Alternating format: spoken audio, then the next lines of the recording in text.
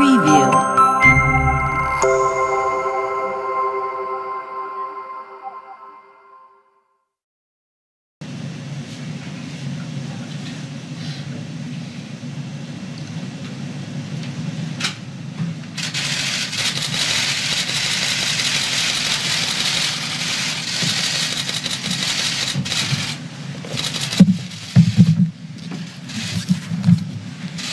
Thank you very much, everyone. Our country is in the midst of a great national trial, unlike any we have ever faced before. You all see it. You see it probably better than most.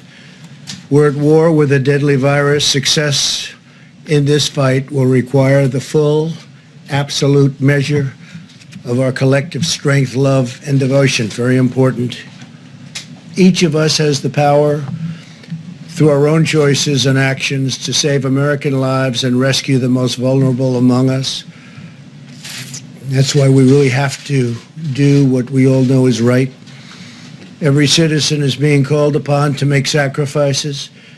Every business is being asked to fulfill its patriotic duty. Every community is making fundamental changes to how we live, work, and interact each and every day. And I wouldn't be surprised to see this going on long into the future when this virus is gone and defeated.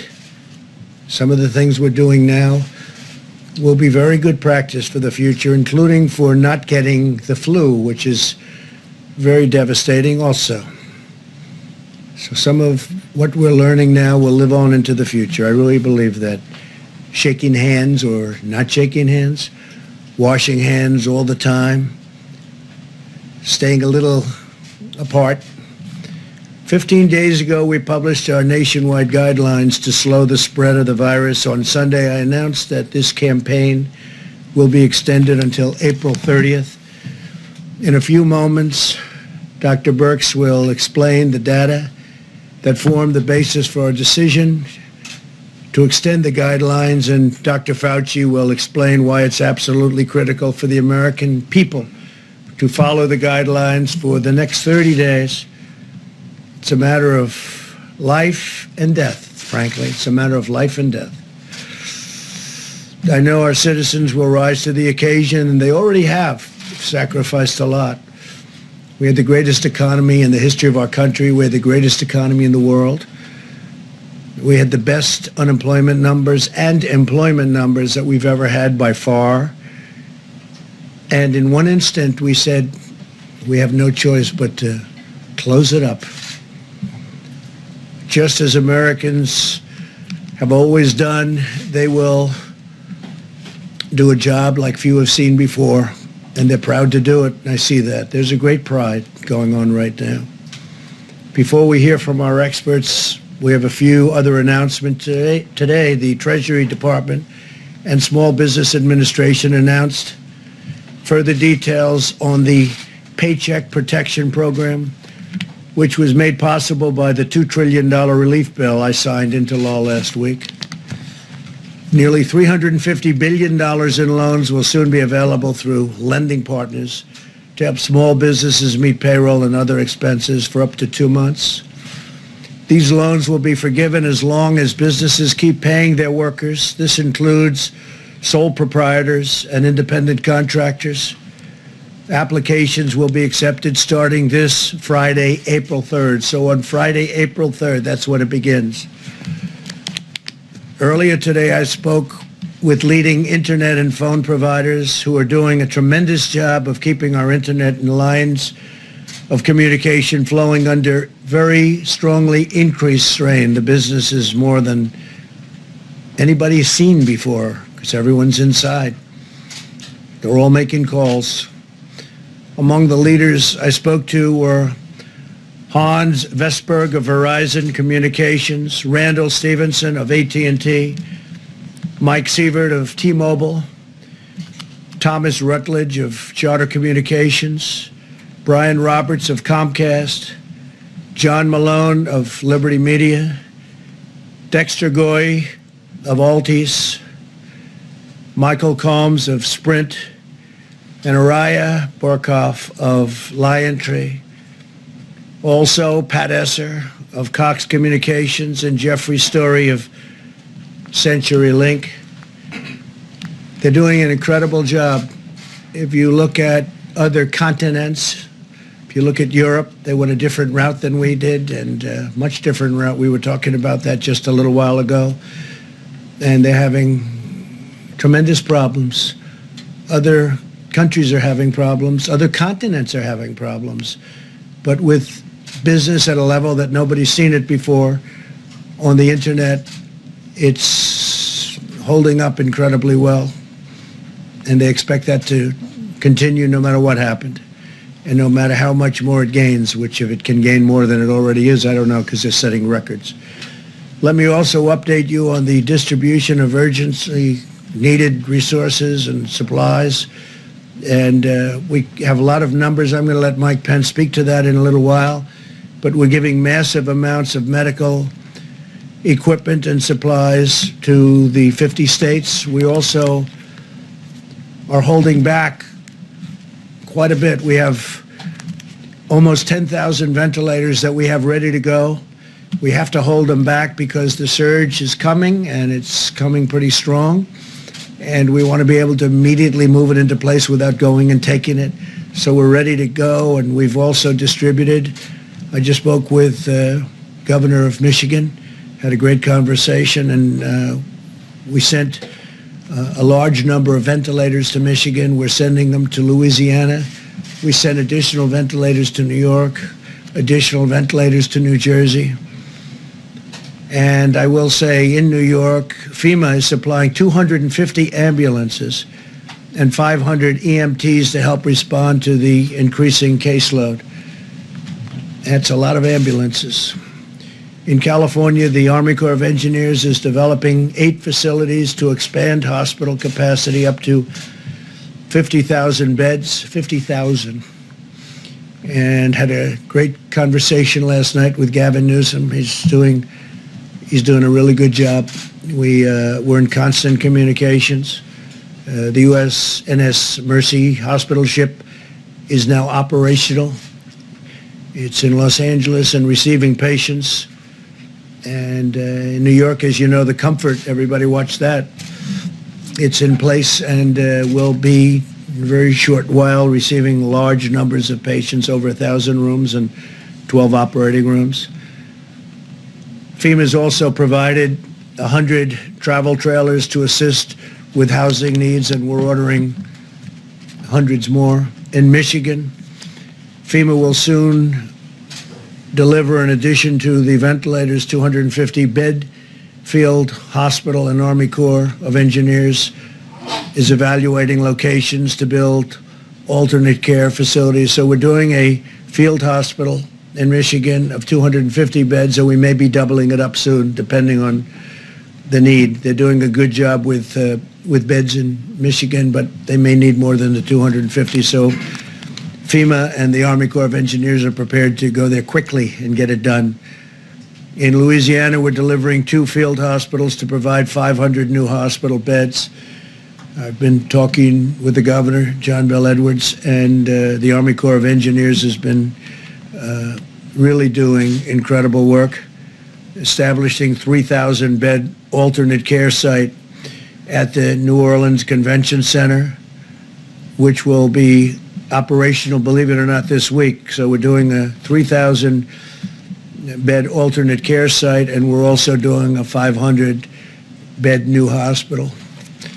And that's in Louisiana, which really got hit. It started off very late, and it was looking good, and then all of a sudden it just reared up, came from nowhere. In addition to the supplies we're delivering, we're also giving hospitals the flexibility to use new facilities, including surgical care centers, to care for hospital patients who are not infected. For example, I know that many expectant mothers are understandably concerned about exposing their newborn babies to the virus, and they should be. With our action yesterday, hospitals now have the authority to create special areas for mothers to deliver their babies in a very safe and healthy environment, totally separate. Over the past 2 months, the The U.S. State Department has organized one of the largest and most complex international evacuation operations in American history. Mike Pompeo has been working round the clock, along with Ambassador O'Brien.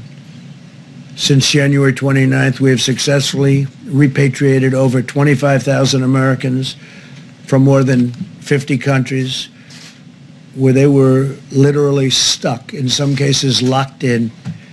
And I salute the incredible public servants at the Department of State as well as their counterparts at DHS and HHS who have played such an important role in doing this. You probably read about the young people in Peru and young people in Brazil, and they were absolutely stuck, and we got them out. Almost everybody is out now, back home with their parents, their wives, their husbands. I want every American to be prepared for the hard days that lie ahead. We're going to go through a very tough 2 weeks. And then hopefully, as the experts are predicting, as I think a lot of us are predicting after having studied it so hard, you're going to start seeing some real light at the end of the tunnel. But this is going to be a very painful, very, very painful 2 weeks.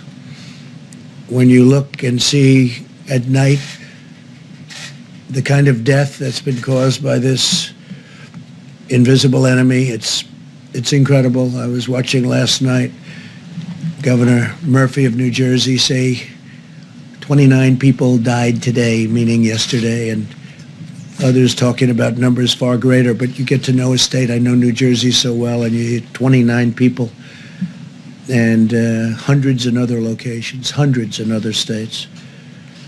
And this is going to be a rough 2-week period. As a nation, we face a difficult few weeks as we approach that really important day when we're going to see things get better all of a sudden. And it's going to be like a burst of light. I really think and I hope our strength will be tested and our endurance will be tried. But America will answer with love and courage and ironclad resolve. This is the time for all Americans to come together and do our part. I appreciate a lot of the media. We've had a lot of really good things said.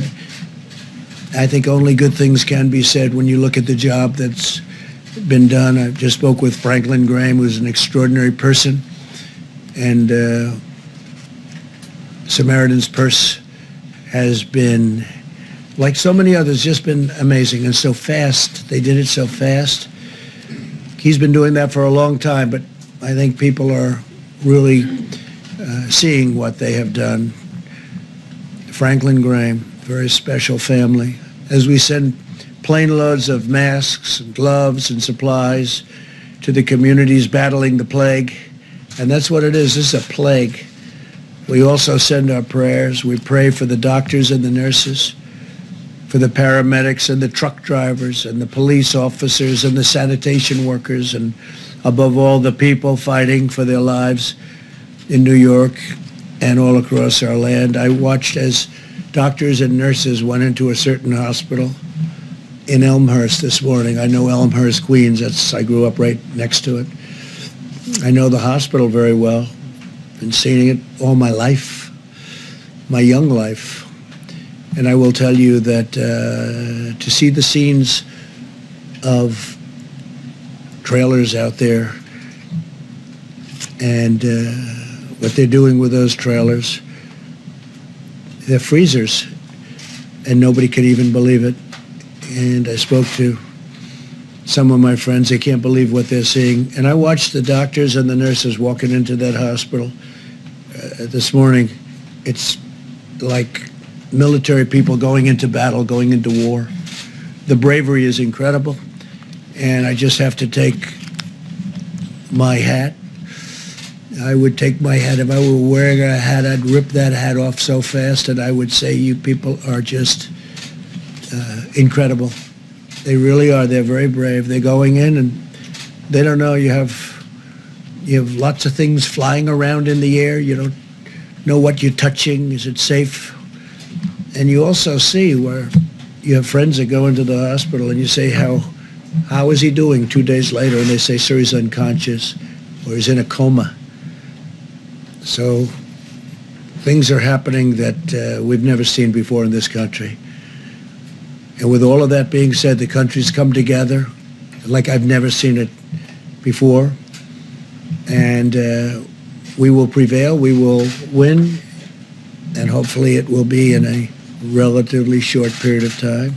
With that, I'd like to ask Dr. Birx to come up and show you some of the latest, just the data that has been, I think, brilliantly put together. And right after that, I'm going to ask Dr. Fauci to speak. And Mike Pence is going to give you some of the recent events that have taken place and some of the statistics that we have that I think will be very interesting here. Thank you very much. Please, Doctor.